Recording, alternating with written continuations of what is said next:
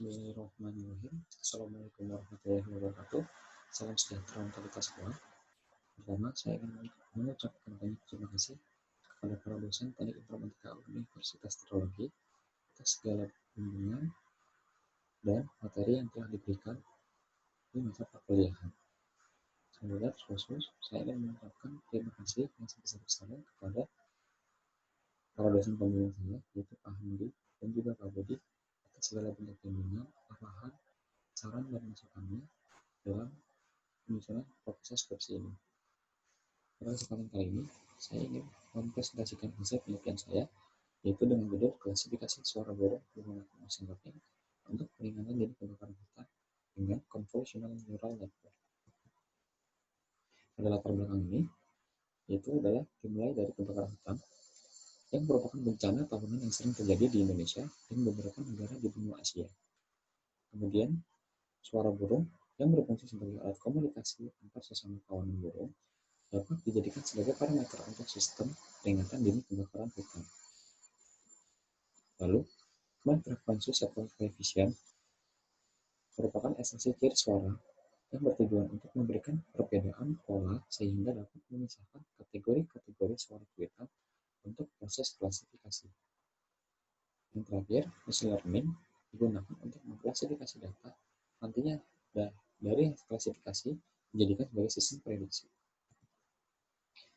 Kita masuk ke dalam rumusan masalah penelitian, yaitu bagaimana mengklasifikasi suara burung menggunakan machine learning untuk peringatan dini kebakaran hutan dengan metode convolutional neural network. Batasan masalah pada penelitian ini itu adalah data sampel suara yang dikumpulkan dari 4 sampel jenis burung, yaitu burung cabai, burung perenjak, burung merebah cerucuk, dan burung peci atau kacamata biasa. Selanjutnya, pengambilan data menggunakan alat perekam dari smartphone yang menghasilkan file ekstensi dalam bentuk format WAV. Kemudian data suara nantinya diproses melalui ekstraksi ciri menjadi spektrogram menggunakan pengolahan MFCC. Lalu, pengolahan citra suara dalam bentuk spektrogram nantinya digunakan untuk klasifikasi suara burung dengan metode CNN menggunakan software MATLAB. Tujuan penelitian ini adalah mengklasifikasi suara burung menggunakan machine learning dengan metode convolutional neural network. Berikut adalah alur dari metodologi penelitian saya, itu dimulai dari pengumpulan data, selanjutnya masuk ke tahap preprocessing, selanjutnya adalah tahapan ekstraksi fitur, kemudian pelatihan data, lalu pengujian data, dan terakhir analisis. Kita mulai dari pengumpulan data. Pengambilan data suara burung dilakukan secara real-time dari 2 skema kondisi yang berbeda. Sampel suara burung terdiri dari 4 jenis burung, diantaranya burung cabai, burung perenjak, burung merebah cerucuk, dan burung pleci. Selanjutnya, untuk kondisi terancam dilakukan sebuah simulasi kebakaran hutan menggunakan obor api dan asap dari pembakaran suatu benda. Dengan posisi simulasi dibuat sedekat mungkin dengan burung, kurang lebih 1 meter, agar simulasi dilakukan menyerupai kebakaran hutan yang sesungguhnya. Tujuan pembuatan simulasi tersebut membuat seolah-olah burung berada pada kondisi saat terjadi kebakaran di dalam hutan. Selanjutnya kita masuk ke tahapan pre-processing. Pada tahapan pre-processing ini dibagi menjadi 2 tahapan, yaitu dataset dan audio image. Pada tahapan dataset dilakukan pembagian dataset pelatihan dan dataset pengujian. Masing-masing sampel terdiri dari 120 rekaman yang terbagi menjadi 60 data suara normal dan 60 data suara terancam dengan durasi selama 1 detik. Jumlah total suara sebanyak 480 buah dengan skema pembagian 80/20. Kemudian, berikut adalah contoh kode yang akan digunakan pada software MATLAB untuk membagi data. Yang pertama adalah sampel data, itu jumlah data yang digunakan sebanyak 480, di mana 120 merupakan masing-masing rekaman jenis spesies burung. Kemudian, cross validation digunakan untuk membagi data latih dan juga data uji. Pembagian data latih sebanyak 80% dan data uji sebanyak 20%. Kemudian audio image. Pada audio image ini digunakan untuk mengkonversi sinyal audio ke frekuensi waktu skala log, karena Pada metode CNN digunakan untuk mengklasifikasi data dalam bentuk dua dimensi. Kemudian kita masuk ke tahapan ekstraksi fitur. Pada tahapan ekstraksi fitur merupakan tahapan pengambilan suatu ciri atau karakteristik dari suatu data yang nantinya dapat mempresentasikan kebutuhan proses analisa data maupun klasifikasi. Pada penelitian ini, ekstraksi fitur menggunakan MFCC atau Mel Frequency Septal Spectrum. Metode MFCC merupakan ekstraksi ciri yang sering digunakan dalam pemrosesan suara karena metode tersebut dapat mempresentasikan sinyal suara dengan baik. Berikut adalah penjelasan dari tahapan MFCC yang dimulai dari pre-emphasis, yaitu digunakan untuk mengurangi noise atau derot pada suara.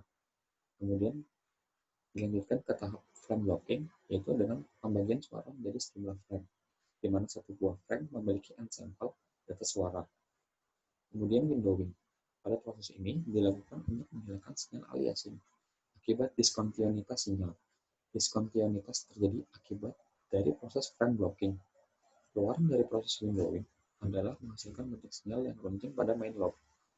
Lalu, phosphorus transform merupakan sebuah algoritma yang digunakan untuk mempresentasikan sinyal dalam domain waktu diskrit dan domain frekuensi. Phosphorus transform digunakan untuk mengubah setiap frame dengan nilai n sampel dari domain waktu jadi domain frekuensi. Selanjutnya, frekuensi mapping umumnya dilakukan dengan menggunakan filter bank. Filter bank adalah salah satu bentuk filter yang dilakukan dengan tujuan untuk mengetahui ukuran energi dari frekuensi tertentu dalam sinyal suara. Kita masuk ke tahapan pelatihan data. Pada tahapan pelatihan data, menggunakan metode CNN atau Convolutional Neural Network yang merupakan salah satu metode machine learning dari pengembangan multi-layer perception yang dapat mengolah objek dua dimensi. CNN memiliki dua metode klasifikasi, yaitu menggunakan feed forward dan back propagation. CNN memiliki kesamaan cara kerja dengan MLP.